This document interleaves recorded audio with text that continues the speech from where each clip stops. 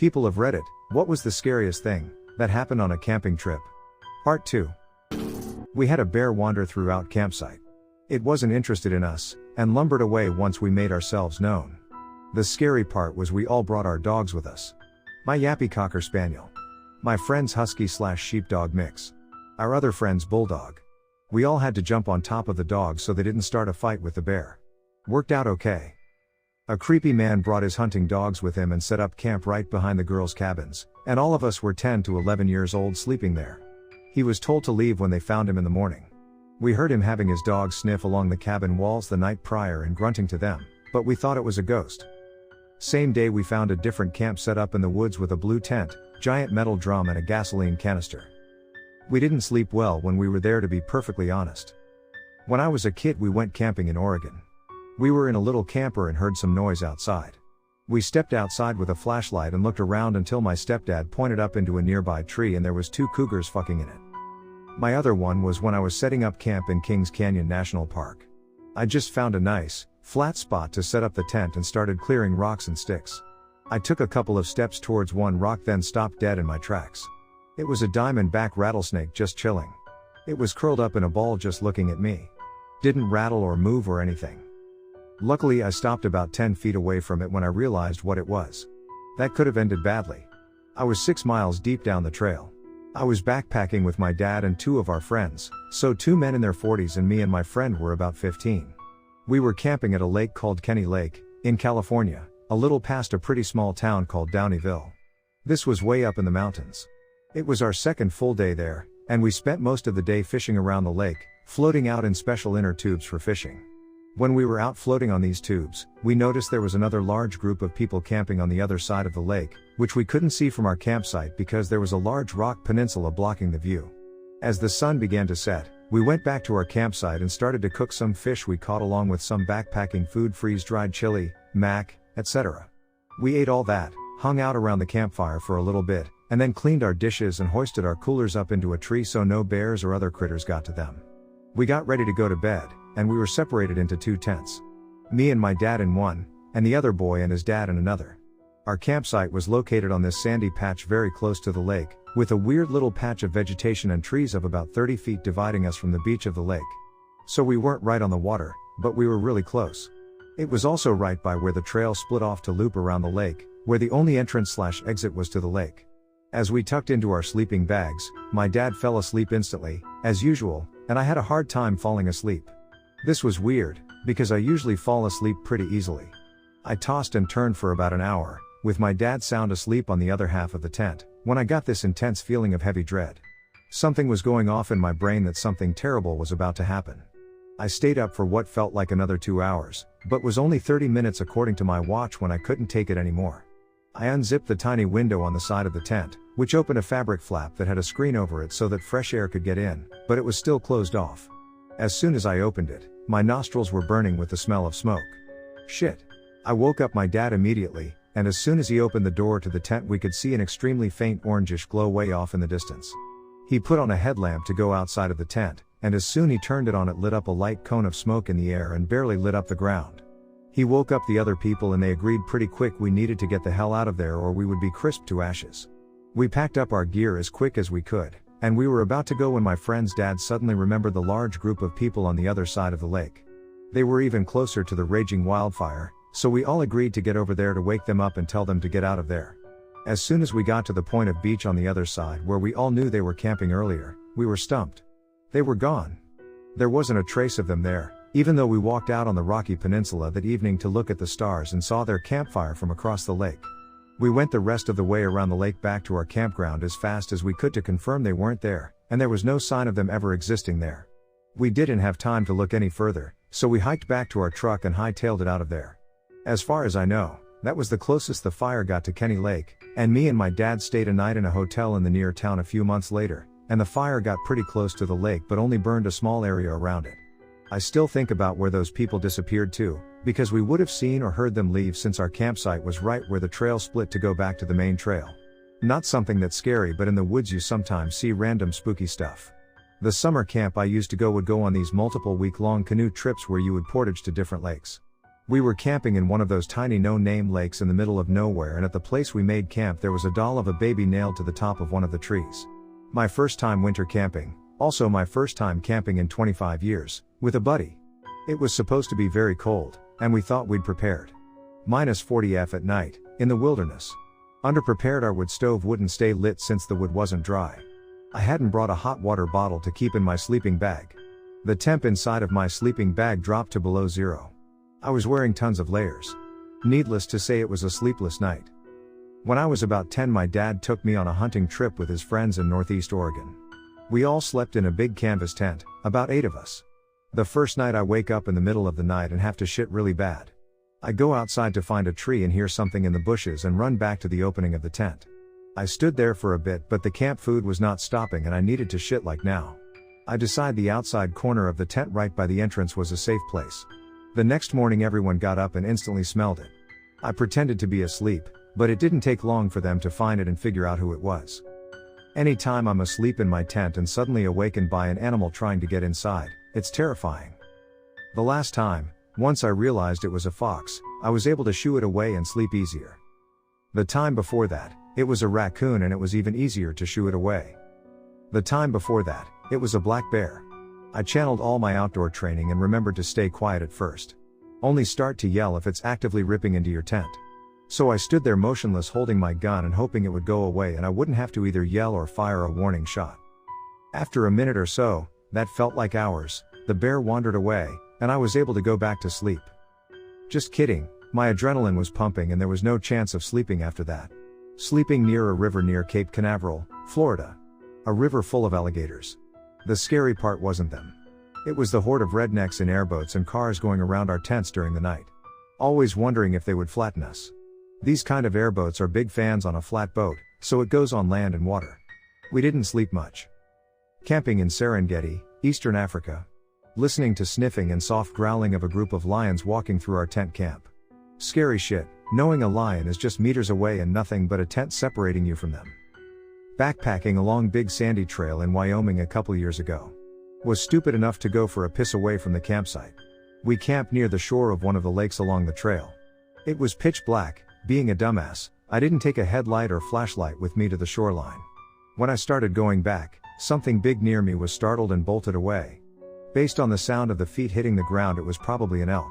I grew up camping and took family camping annually, trying to pass down my outdoor skills to the newbies. One night we got the kid and the dog to sleep, so the wife and I sat by the fire having a few drinks. No one around us, so we were playing around with a particularly bright flashlight and noticed glowing eyes looking at us in a tree. I tried to be chill but was convinced it was a cougar eyeing us and was pretty freaked.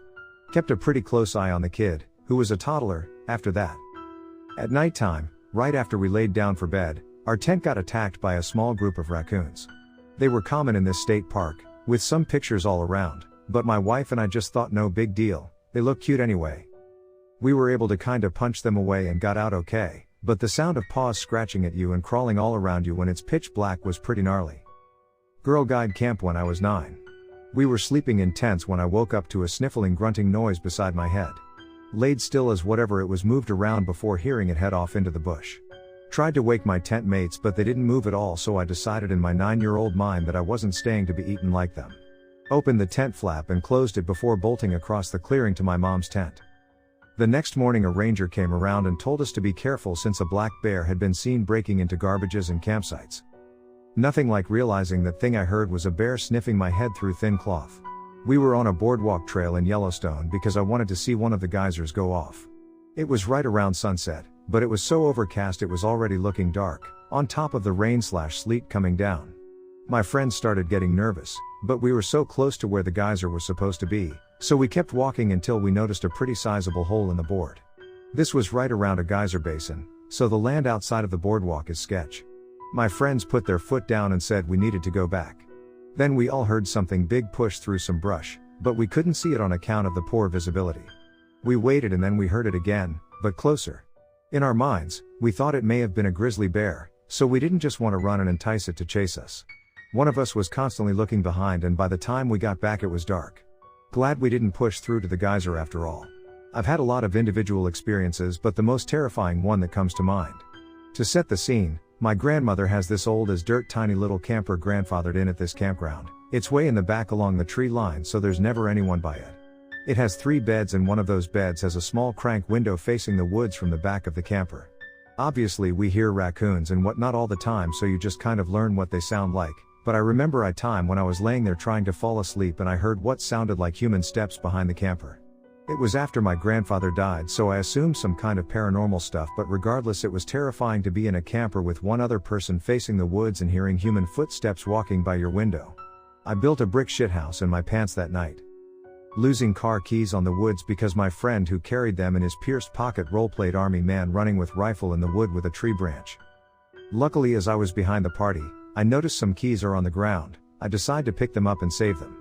My friend realized it was his car keys.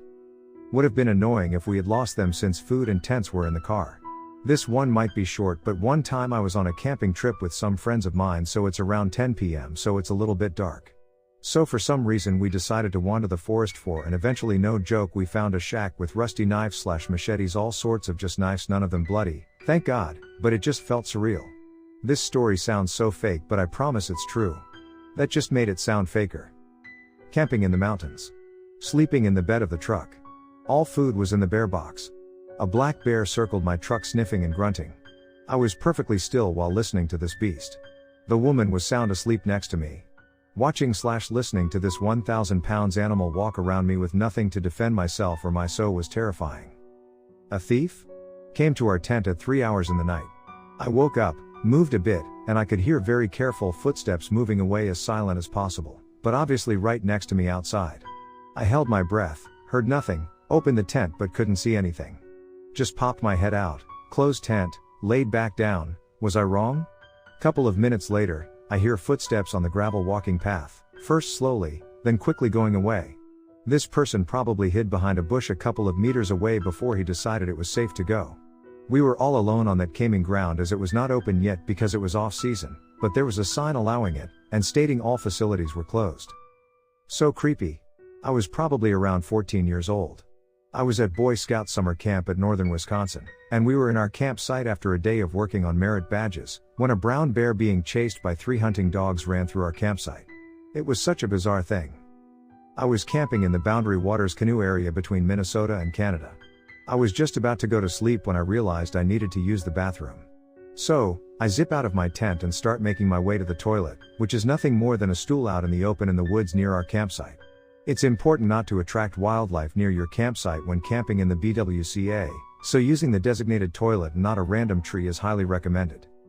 It's pitch dark and dead quiet, and as I walked by where all of our canoe paddles were leaning up against a tree, the vibration from me walking made all of the paddles clatter to the ground. I about jumped out of my skin. Thankfully everything was okay despite waking everyone else up. My buddy and I went up to King's Dominion for the weekend and stayed in a tent in the nearby campsite. I was cooking some barbecue chicken on the grill for dinner. I had pulled the chicken off the grill and put it in the pot while my buddy was holding a lantern above it. I turned around for a second, but when I turned back to the pot, it was tipping over off the side of the table. My buddy was in shock, still holding the lantern. I was only able to salvage a few pieces of chicken. We still argue to this day over who was the one who knocked over the chicken. Ha. All tents were full. One of them full because a couple used it for making out. Sleeping outside was impossible since it was a bit muddy after the rain. So I stayed near the bonfire with a friend. Very sleepy. Managed to get water from the river for making coffee. It was after the rain, so the water was sandy and muddy. Another occasion with full lodge. The only space was near a stove. A huge pan was put above it with hot water, ready to pour if you made a wrong move. So I sit outside, cold and sleepy. Then I decided to stop camping. In 6th grade my friend invited me to go camping with her, her brother, and her grandfather. It was a few hours up north from where I live in some land they bought that had 3 trailers in it. One was burned down and we weren't allowed in it for obvious reasons, another was the one they stayed in, and the last was the one they wanted to move into. The one they wanted to move into didn't have any working plumbing or electricity. Me and my friend being us decided we wanted to stay in the trailer they wanted to move into, so we got some blankets, pillows, portable heater and set up in the master bedroom. The master bedroom was big enough to comfortably fit about 6 people. It had 2 closets, one with those sliding doors and another with a classic twist the handle door. Do keep in mind that these trailers are a good quarter mile apart and the closest neighbor is about 4 or 5 miles away. In the time it took us to go back and forth with the blankets, pillows, heater and some other things, honestly glad we had four-wheelers, her grandfather called her and told us to come and eat because it was already getting dark. When we got back to the trailer we went to the room and turned on the fairy lights we had set up earlier, and did what you average mentally ill child did, we smoked and drank, listened to music until we heard the four-wheeler and hit it all. I will also say that I was not very stable then and had frequent breakdowns, hallucinations, and hospital visits. So it was normal for me to see and hear things that weren't there. We started some random conversation after trying our best to air out the room in the seconds we had. Her brother walked in and if he smelled anything he didn't say, but we continued our conversation. Eventually the conversation drifted to one of my more vivid seeings that had been with me for years before I even knew of hallucinations. She asked me how he was doing and if it followed us this time as well. I call him Mr. Tall Man because of how tall and slim he was. He always wore a top hat and you could never truly see him because he looked like was made out of solidified shadows. Yes, it gets crazy. At the time I was very fond of Tall Man and would constantly try to speak to him with nonsense word that spouted out of my mouth, and I believe he would answer me cause after asking I would get a reply in my head. So that's kinda what happened. She asked me if he followed again and I said yes and pointed to the handle closed in the corner and started talking to him. At this point we ignored her brother and pretty much pretended he wasn't there. I don't exactly remember what was said, but I do know that the conversation just got confused and scary to me to the point it had me almost in tears. My friend and her brother were looking at me expecting me to say something as a reply or tell them what was said. Call it perfect timing or something fucking with us, but the closet door opened. I thought I wasn't seeing things right, but the faces of my friend and her brother said otherwise. I looked back at the closet in my panic as saw something staring back at me. I don't know if they saw that though, and I never asked, but I don't think we have ever haul-assed it out of a place faster. We literally tripped over each other getting onto a four-wheeler. Her brother opted to just book it back and I'm pretty sure he beat his own record. We slept by his grandfather that night as his grandmother who had come earlier with food tried to tell her brother we were fucking with him, and we could tell he wanted to believe that. Me and my friend had an argument a few weeks later and haven't spoke since, though we run into each other from time to time. Tall Man only came around a few times after that, though never for long. I think he was trying to scare my friend and her brother. I mean, he was kinda making fun of him and he usually doesn't take that well. Though I don't think he's too much of a skeptic anymore. It is true it might have been the wind or something, but that door had one of those hard turn knobs, the kind where it actually takes some effort to turn, and pushing a low door on carpet isn't an extremely easy task in itself either, but who am I to say anything about it? Bush camping near some remote lake when I was a kid. Woke up in the early AM to something crashing around the area outside, so my dad looked out the tent. Massive grizzly covered in blood standing right there. It dragged a deer carcass with it and was munching on it. Saw us in the tent and roared at us. My dad dumped the rifle into it from inside the tent and dropped it right there. Been spooked of bears ever since. Always sleep beside a loaded rifle when camping in the bush now. Easy. Went spring camping with my wife several years ago, and went to a national forest that had areas of distributed primitive camping, because we like to do the whole completely in the wilderness thing by ourselves. Solitude, quiet, a good book, a bottle of wine, and the occasional textile-free sunbathing, lol. Love camping.